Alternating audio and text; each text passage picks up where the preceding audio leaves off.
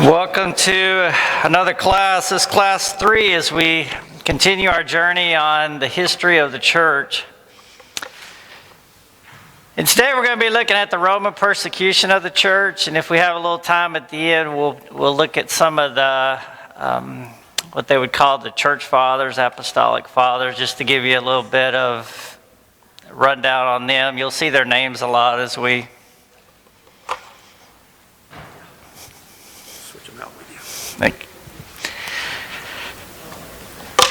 So if you remember, we started off week 1, we were looking at just mainly the history of the church. We went back and looked at some of the prophecies from the Old Testament, prophecies about the church, prophecies about Christ to come, and really walked that up to Acts chapter 2 when Peter was about to preach the sermon.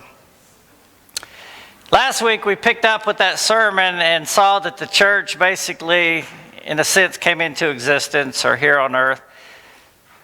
And we saw the incredible growth that started off and the problems. And if you can imagine, we talked about just like here at our church, if all of a sudden we had say if we had 500 people that walked in this morning, most of them non-Christians, that we weren't expecting, a lot of the difficulties and the trials that we would have to deal with. Well, they had a lot of those same things. You know, right off the bat, it mentions there were 3,000 Christians that became Christians. A little while later, it talks about multitudes of them.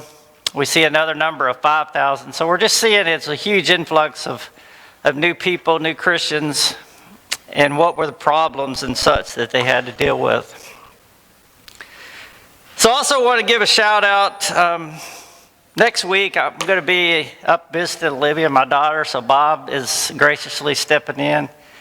And he's got a good topic too. He's going to be looking at, I titled it New Things. I'm not sure where he'll take that, but I appreciate his help. He's going to be looking at a lot of the things that kind of made their way into the church. Some of them, when we look at those, we're kind of like, where in the world did that come from? He'll delve into some of that.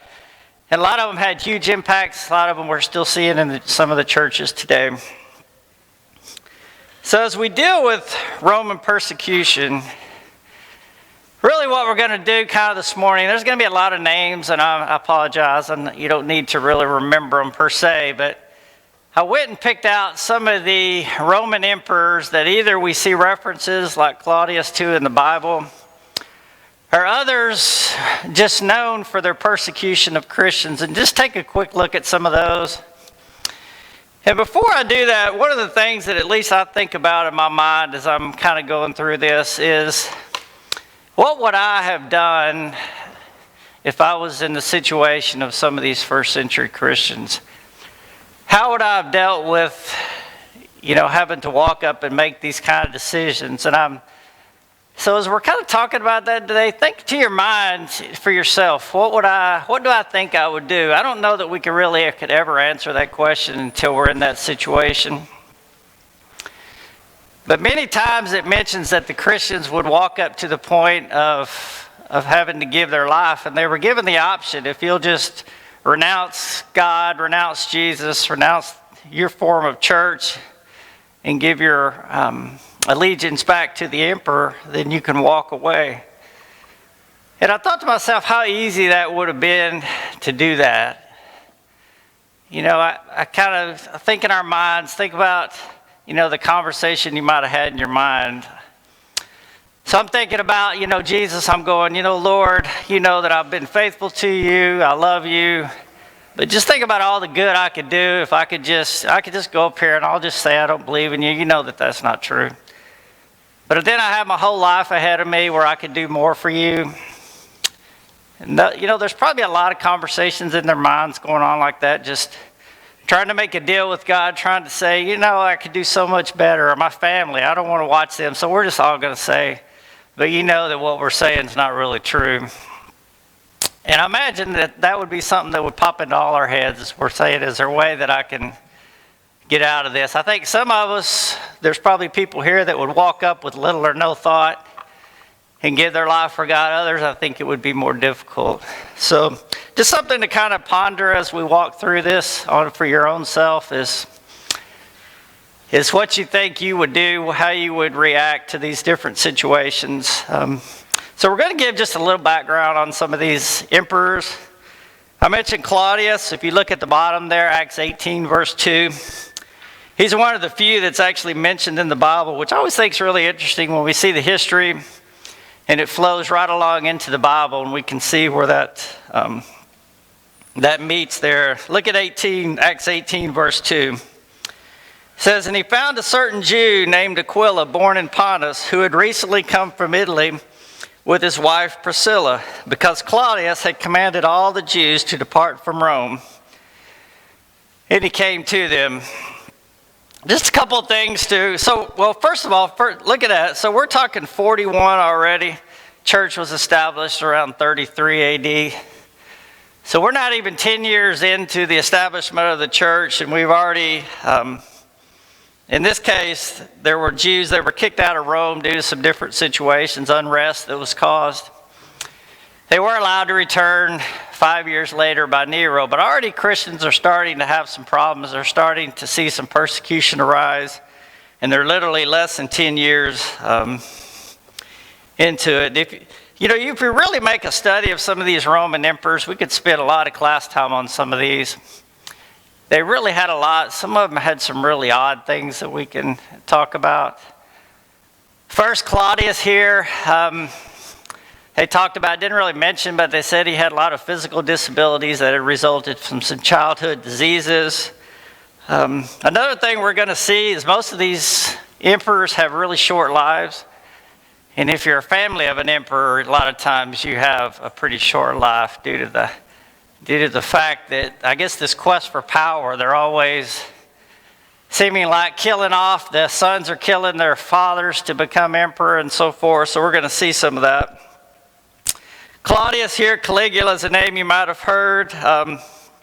His nephew, who was assassinated by the Praetorian Guard, which was supposed to be the guard that was looking out for him. A couple things he's known for: he completed the Roman annexation of Britain, so he gained a lot of land, or took over Britain for Rome there. Here's another one. He was killed by his third wife, so her son Nero, which we're going to know about. We're going to look at him in just a minute. She wanted Nero, her son, to take over, so she just killed him so he could take over. And again, he ordered the Jews out of Rome due to unrest in around 49 AD, which is the reference in 18:2 that we're seeing. And they were allowed again to return by Nero. Nero, you probably heard about. Again, took over we just talked about his mother killed the current emperor. So he took over at the age of 17. Here again, he got mad at his mom, murdered his mother and two of his wives. But yet, I find it so interesting, if we had some kind of a ruler in our country that did any of these kind of things, murdered his own mother and two of his wives, but yet, even as a result of that, it says, from a popularity standpoint, Nero was still immensely popular with just the general populace of people. He's most well known for the fire that burned Rome. I think it burned for around 6 days, destroyed a good bit of Rome. Most people would agree that he probably started that fire. When I was looking at some history of that, it appears that he kind of wanted to redo parts of Rome to put his stamp on them and could never get approval, so he just decided to burn it down instead. And he was known to be a really good lyre player, which is a stringed instrument. And they said, or at least writings about him will say, that while Rome burned, he sat up on a hill and played his lyre and sang over it, watching the Rome burn. Of course, when that happened, blame had to come somewhere. The word started getting out that maybe he's the one that actually started it. So he needed a scapegoat, and of course, who did he go to but the Christians? He's the first one that we really have a record of doing a lot of really, as far as executions are concerned. So he reigned 54, so now we're 20 years basically outside of the church being started, and really start to see the first really bad people martyred for Christ or their beliefs, and mainly because of his need for a scapegoat on the burning of Rome. And just as a last note, he only served, 23 13 years, and committed suicide at the age of 30. Why did he commit suicide? Honestly, I don't know. That's a good point. I'll look that up for you. Or if anybody knows what was the... a lot of them had, when you talked about them, they had a lot of, it seemed like mental issues they were dealing with. I don't know if that had something to do with it. I don't know if the pressure from the burning of Rome, Pilate. But I'll try to look that up. That's a good point. All right, the next one we're going to look at, Vespasian, came around 69, served for 10 years. A lot of the interesting things about this, we would tend to think, when we think about king, in our world we think about kings or such, that they typically come from the class. But a lot of these emperors, it wasn't just the emperor necessarily, his son on down. Sometimes it would be people that would come up, Vespasian for an example, born into a typical middle class family. But really his big reason that we're looking up for him, in 66, so a little bit before he took over, he was appointed to go suppress the Jewish revolt in Judea. It said during that revolt, approximately 10,000 Jews died or were put into slavery as he was bringing that revolt to an end. You remember, the Jews themselves never liked being under Roman rule. That was kind of one of the things we talked about, the fact that they thought Jesus was going to be their new king, was going to bring them out of that. So there was a revolt in around 66. He was sent to suppress that. Before he could fully finish, though, he was called back to Rome. He was appointed emperor. So his son Titus came on, and he's the one that's going to continue this more or less battle with the Jews. It's mentioned a note here, he's one of the few emperors to ever die of natural causes. As we talked about, most of them usually were assassinated for some reason so that the previous one could take over. All right, Titus only served 2 years, but mainly what we're talking about, the time we're talking about is not necessarily when he was emperor, but he was when, let me look at his name, when Vespasian was called in to be emperor of Rome. So Titus kind of took over the affairs of dealing with the Jews. He did something that was very unfavorable. He had an affair with the Jewish queen by the name of Berenice, which caused him a lot of trouble back in Rome. Just from a historical standpoint, this was during the same time the eruption of Mount Vesuvius and destroyed Pompeii. I don't know if you remember this, but I think it was late 70s. There was a big thing that came through all the major cities, and came to all the historical, the museums, and it was on Pompeii and the destruction, Mount Vesuvius. If you happen to see that, I remember my parents took me to that, so I kind of still have a vague remembrance of going on. But that all happened during Titus's reign. He's known as the one that finished the construction of the Colosseum. If you've ever been over to be there, that still stands today. They went into talking about the first games that he put on there lasted 100 days, included things like animal hunting, a lot of executions, gladiator fights, and even mock naval battles were held there. Rumors about his death, most people would agree his brother Domitian killed him, but couldn't find anyone that knew for sure, but that's kind of what his history tells us. We're continuing on with Titus, and I thought these two biblical warnings, these are warnings that are given that coincide with what's going on in the life of Titus. If you look at Luke 21, verses 20 and 21. But when you see Jerusalem surrounded by armies, then know that the desolation is near. Then let those who are in Judea flee to the mountains. Let those who are in the midst of her depart, and let not those who are in the country enter her. So this, I believe, is having references back to what we were talking about of Titus coming in and putting down this revolt here in Judea. Look at Mark 13:2. And Jesus answered and said to him, "Do you not see that these great buildings, not one stone shall be left upon another that shall not be thrown down?" And this is coming up.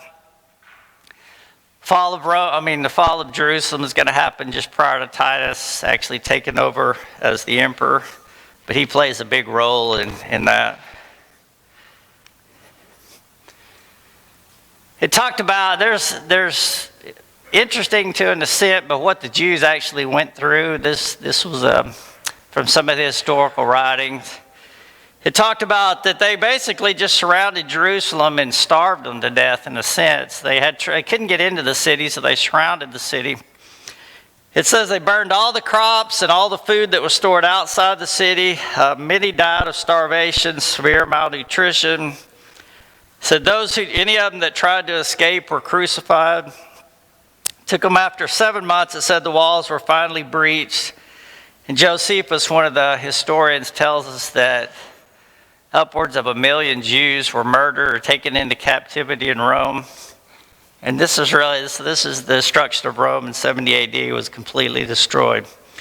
Referencing back to the verse that we just saw down in Mark telling us not one stone would be standing. And the history tells us that after they were finished, there actually was no stones left unturned.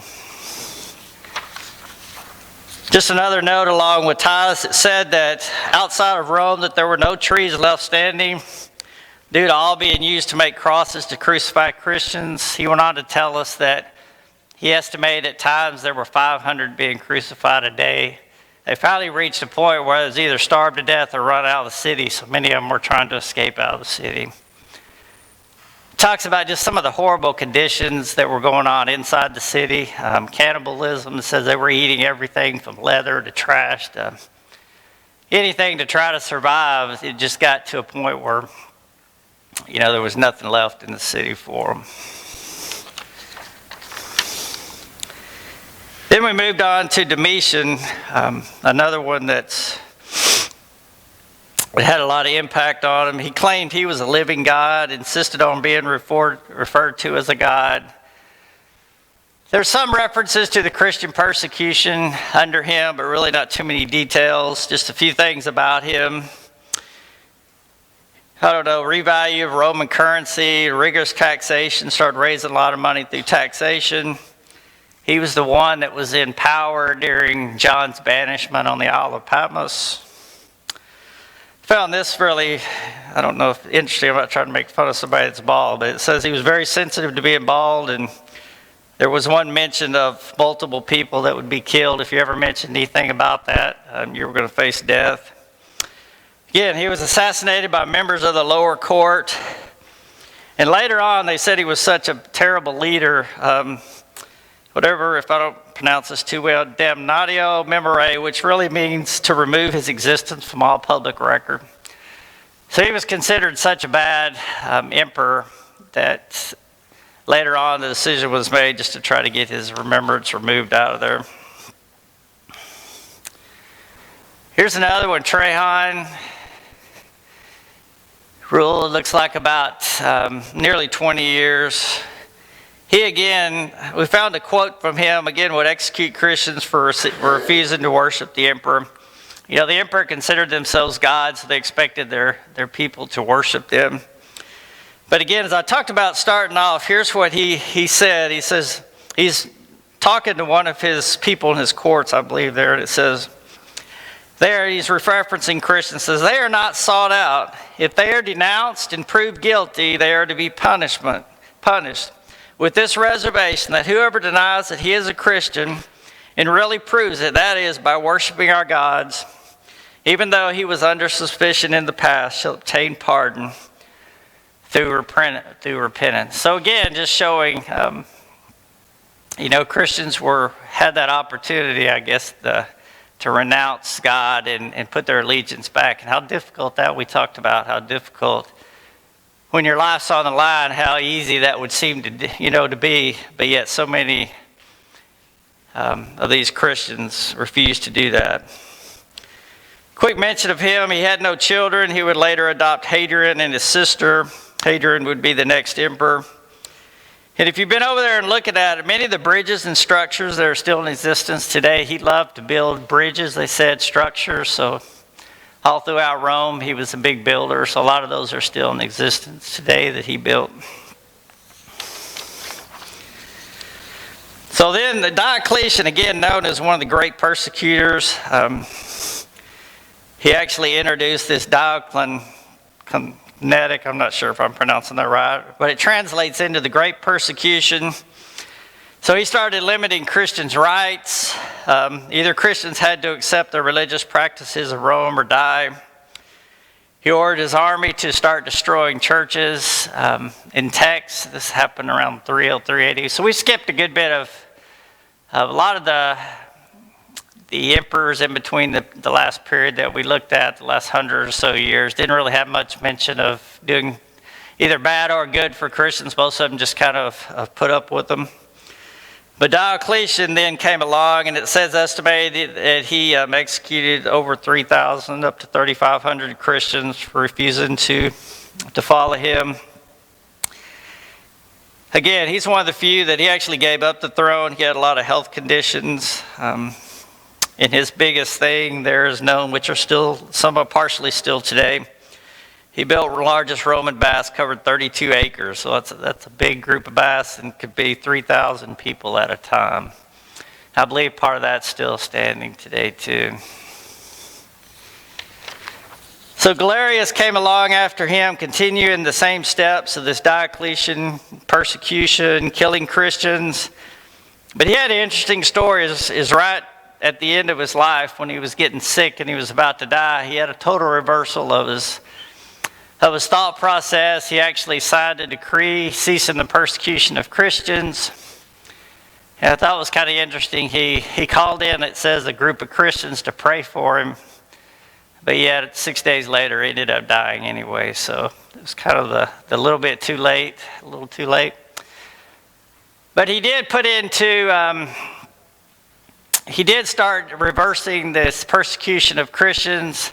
And then as I see the note there in 313, 2 years later, Constantine actually officially legalized in Rome Christianity. And that more or less brought to an end the really bad persecutions that were listing here. You know, without getting too graphic, I just mentioned some of it. Just the things that they had to go with are hard, I think, sometimes even for our mind to get around.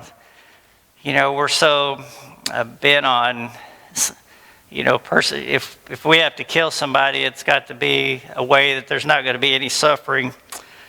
But yet, you know, the things that were very common to them, they would be in the Colosseums, they would let lions out, tigers, and they would just throw the people to them, and it was really kind of like a going to a movie or something as they watched these people get killed. Many of them burned at the stake.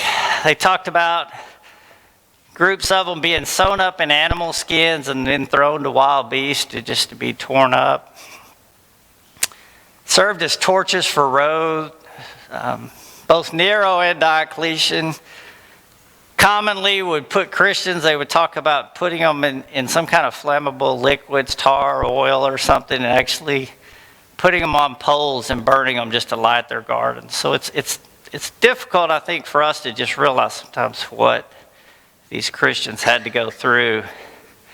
You know, it wasn't a quick, say, easy death. Many of these, there was a lot of just bad, a lot of suffering that went on in these things. And the sport of it was just, you know, again, it's hard for us to get our mind around going somewhere and it being a big sport just to watch Christians get murdered. But that was going on. So a question's then going to arise that we're going to look at for a few minutes is what brought on the persecutions? What was it about these Christians that the Romans felt like needed to be persecuted? First of all, Timothy tells us in 2 Timothy 3, it says, yes, and all who desire to live godly in Christ Jesus will suffer persecution. So Timothy, or Paul to Timothy, tells us that we're going to suffer persecution.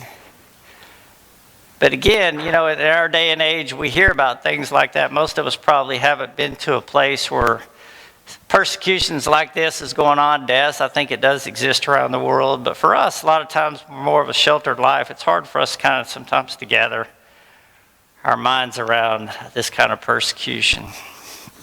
Here's a list of some of the accusations that were brought about by Rome. And we'll take a look at some of these too.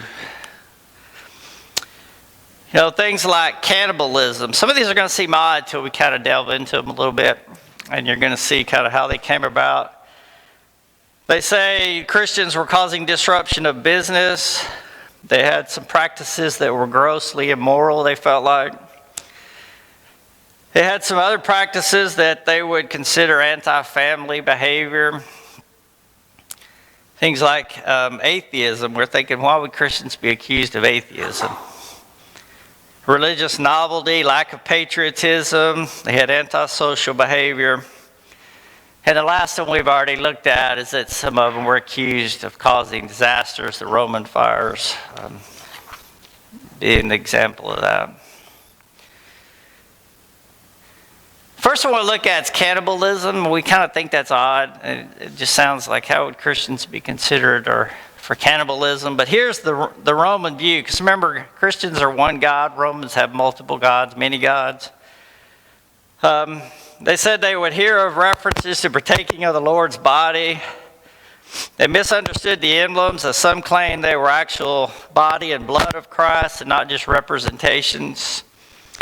This is something that maybe picked up next week, but the name for that is transubstantiation, which is a belief that as you partake of the Lord's Supper, the emblems actually become the true body and blood of Christ.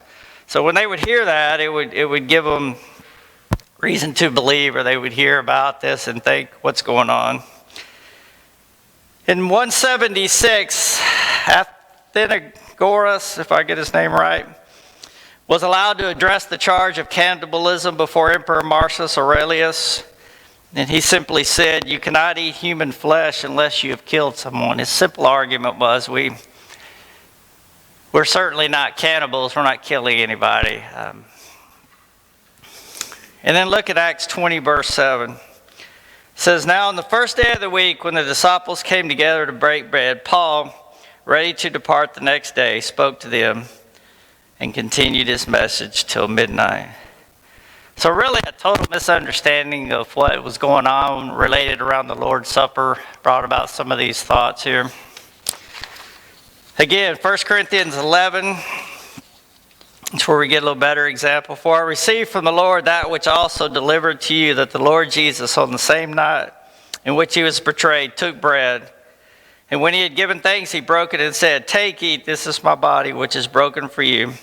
Do this in remembrance of me. In the same manner he took also the cup, saying, this cup is the covenant of my blood. Do this as often as you drink in remembrance of me. For as often as you eat the bread and drink this blood cup, you proclaim the Lord's death. So a reference to our understanding of the Lord's Supper. The next one we've got here, Accusations by Rome, deals around atheism. Another one that may be kind of questionable when we think about how could they ever come to that conclusion. But it really dealt more around the fact that they only believed in one God as opposed to a bunch of gods. It talked about, since Christians didn't believe in all the Roman gods, they were considered atheists. Christians would refuse to go into Roman temples, which the Romans then felt this would anger the gods because these people were refusing to go in and worship him.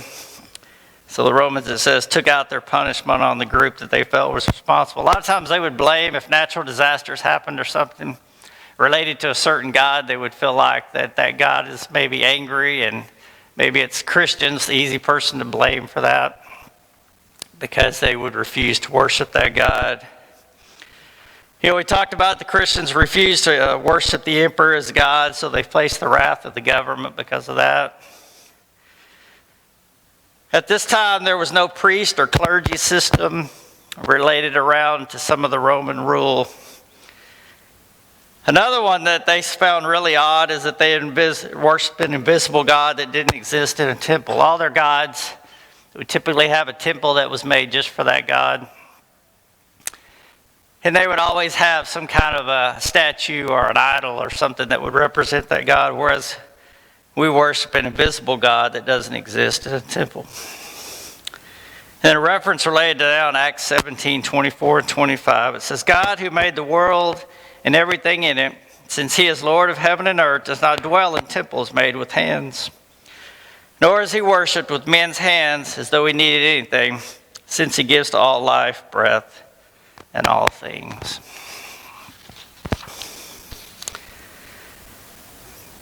Another accusation thrown out by the Romans at times as justification for the Christians and the things they did to the Christians. One is kind of this anti-family behavior. They saw the Christians didn't baptize babies, which was seen as dangerous. They felt like, one of the things they did, they baptized them immediately, which kind of put them into this saved relationship. They felt like, it says Christians didn't do that, it would make them angry because they felt like the children then were in danger should something happen to the children. They didn't practice a practice called lustration, which is more deals with purification by sacrifice, usually done at births and deaths, which were important to them.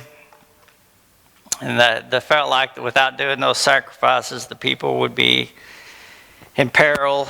They didn't believe in the holy water, which was used to purify and ward off evil spirits.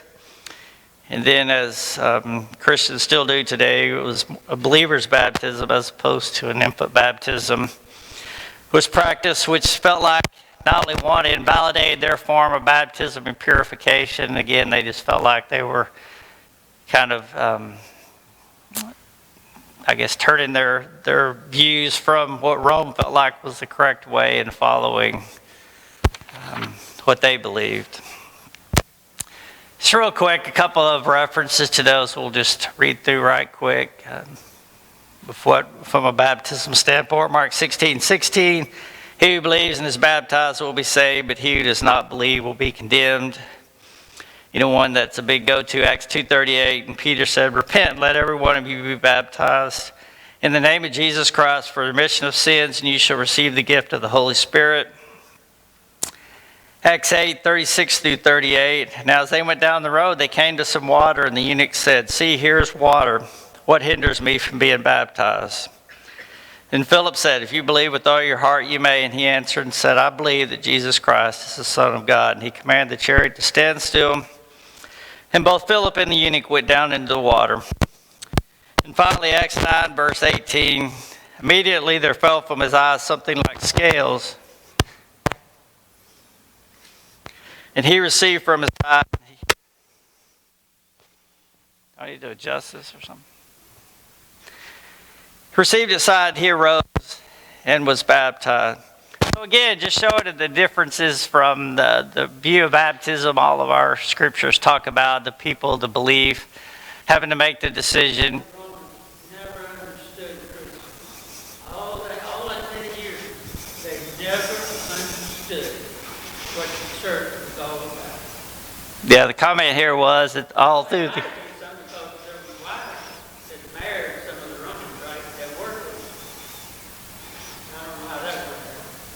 Yeah, you're right. So for those that couldn't hear, his statement was bad. Even up till today, there's still a big misunderstanding about Christians and some of the beliefs that we have, obviously. It's a good point. All right, we're going to spend just a few minutes, and there's going to be a lot of names here, and again, not trying to... But as we move forward, especially as we get into the Reformation movement and such here in a few weeks, these fathers' names are going to start appearing. So they're considered early church fathers or apostolic fathers. These were Christian apostolic fathers, or were Christian theologians who lived in the 1st and 2nd centuries, who are believed to have personally known some or more of the 12 apostles, or at least have been significantly influenced by them. Their writings, though popular in early Christianity, were ultimately not included in the canon. So we'll see a lot of these men wrote books of the Bible that at one time there was some back and forth on whether they should be included in the final canon. None of these church fathers, their books made it to it. But a lot of them, this is where we're getting a lot of our information, some of the writings they have, especially on the early churches and how they were established, the early church the structures of the early church. So we're just going to walk through some of these just so you'll kind of have a little bit of an understanding of them as we move forward in the next few weeks. When these names come up, you'll have kind of heard a little bit about them. First one, Clement of Rome, the first epistle. He wrote a book called The First Epistle of Clement in around 96. the earliest extant epistle from a church father. Again, he calls on Christians of Corinth to maintain harmony and order. It was copied and widely read in the church, it says. First Clement was considered as part of the New Testament canon at one time. Listed are in the Canon 85, which is one of the earlier groupings of the Bible.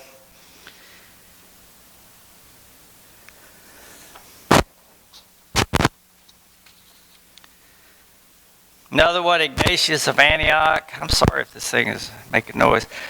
Ignatius of Antioch, also known as Theophorus, third bishop of Antioch, a student of John, the Apostle John, they believe. He was en route to his claim to fame here as he was being led to Rome to be a martyr. He addressed and wrote a series of letters that have been preserved to today. Talked about things like the ecclesiology, which is the study of the church, sacraments, role of bishops, the incarnation of Christ and such. It says talked about the ecclesiology, which is the study of churches. His letter to the Romans is often cited as a testament of the universal bounds of the Roman church. Again, he's the second one after Clement that we saw that actually mentions Paul's epistles in his writings. Polycarp, another one you may have heard about. Christian bishop of Smyrna around AD 155. It was demanded that due to his teachings that he be executed and died a martyr. Again, this is an interesting story. I don't know how much of it is real or how much of it is kind of built up through the years, but the story goes that as he was being martyred, he was going to be burned at the stake. They built a fire around him. For whatever reason, the fire wouldn't burn him, so they finally ordered somebody to come over and stab him. It says that once he was stabbed to death, that so much blood issued from his body that it quenched all the flames around him. So anyway, I don't know. It's a story that's carried on till today. Due to that story and some other things, he's recognized as a saint in both the Roman Catholic and Eastern Orthodox churches. So a lot of these apostolic fathers, and some of the other religious groups will go on to be saints and such for their work in the early church.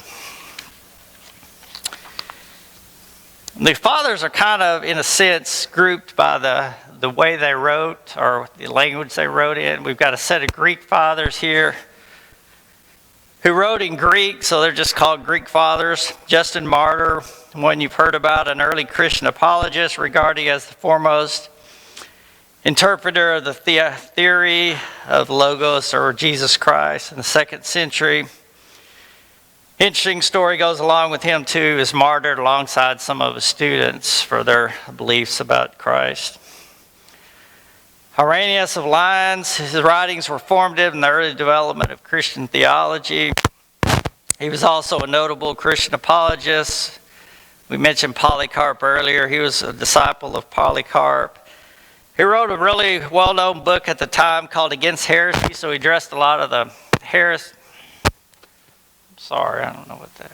He addressed a lot of the heresies that he was seeing in the church.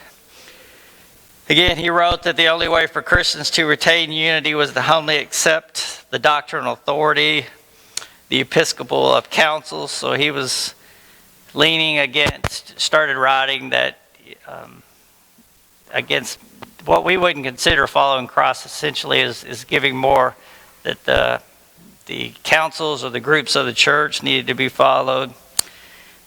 He was one that proposed for the Gospels of Matthew, Mark, Luke, and John. Obviously, they were all accepted as canonical, but he was one of the big leaders in that movement. Clement of Alexandria. He was the first member of the Church of Alexander whose writings have survived, considered one of their most distinguished teachers. Again, saw some wisdom in Greek philosophy, tried to harmonize that with Christian doctrine. And he was one of the leaders against Gnosticism. I think we mentioned that a while back earlier, the beliefs. So he fought heavily against the Gnostic point of view. Again, Origen of Alexandria, again a scholar and theologian, was persecuted and died for opposing the Patriarch of Alexandria. His writings, he did a lot of writings around the structure of the Trinity and his understanding of that. But by 553, so long 300 years after he lived, he was excommunicated from the church for his standings on teachings that didn't align with what the church was teaching. Then there was a couple of guys that were just kind of grouped together as their own. They were called the Cappadocian Fathers. These included three people: Basil the Great, who was the Archbishop of Caesarea, his younger brother Gregory of Nyssa, who was Bishop of Nyssa, and then there was another guy that was a close friend called Gregory of Nazianzus, who became the Patriarch of Constantinople. These guys together promoted the early Christian theology together, made major contributions again to the definition of the Trinity, finalized at the First Council of Constantinople in 381, and did a lot of work with what we'll talk about sometime down the road, the Nicene Creed, which was put out for the churches. Again, another one, John Christostem, Archbishop of Constantinople, really known as his eloquence as a preacher and a public speaker. He denounced the abuse of authority by both the ecclesiastical and political leaders. A lot of his sermons were written down and recorded for us. He went on to become known, where he got this Christostem name. It says in Greek that means golden mouth. So he was considered such a good speaker that they eventually went on to give him this name of Christostem. Really known as a preacher, theologian, and really well known in the Eastern Orthodox Church. Oh, there we are. I'm sorry, I missed it. And then lastly, we've got a couple of what they were just considered Latin fathers, because did most of their writing in Latin. We've used him a couple times. Tertullian denounced Christian doctrines he considered heretics, such as allowing widows to remarry, permitting Christians to flee from persecution. He later in life adopted this thought of Montanism, which is really considered heretical to the mainstream church. Did a lot of good, wrote books in Greek, and also one of the great writers in Latin Christianity, known as the father of the Latin Church. Sorry about this. Cyprian of Carthage, he was a bishop of Carthage, important early writer, also died as a martyr in Carthage. And finally, we've got two more, and then we'll wrap up this morning. Jerome, really, you've probably heard of him, best known as a translator of the Bible from Greek and Hebrew into Latin. A Christian apologist, but what he's known for is his translation of the Bible known as the Vulgate, which is still in text, I mentioned here, still a text that's used in Catholicism today. And finally, Augustine of Hippo, really considered one of the most important figures in the development of Western Christianity. Did a lot of work around original sin, just war, how you can have a war and it still be just within a Christian standpoint. He wrote something when Rome was falling and many of the Christians were having difficulty. He wrote a work called The City of God, which he defended Christianity from pagan critics and developed the concept of the church as a spiritual God. All right on time. So again, Bob will pick up next week. I appreciate him doing that again. When I come back 2 weeks from now, we're going to start moving into what probably a lot of you are wanting to get into, which is the Reformation movement. We'll spend a few weeks there and look at some of the people from that. So thank you for your attentiveness. I appreciate it. I know some of this was kind of just difficult with history, but thank you for coming and being here today.